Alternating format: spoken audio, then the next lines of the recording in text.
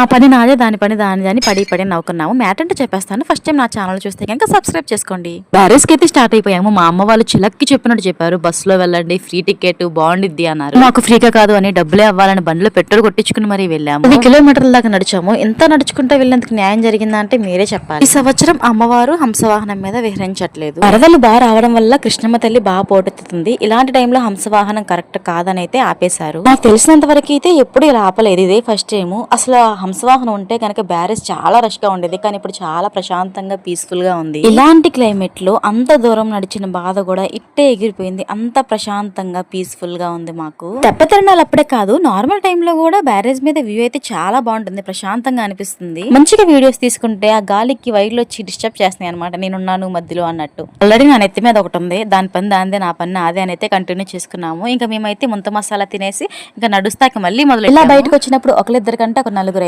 వస్తే కనుక మంచిగా ఎంజాయ్ చేసుకుంటాము. ఇదైతే ఈ రోజు వీడియో చాలా బాగా ఎంజాయ్ చేసాము.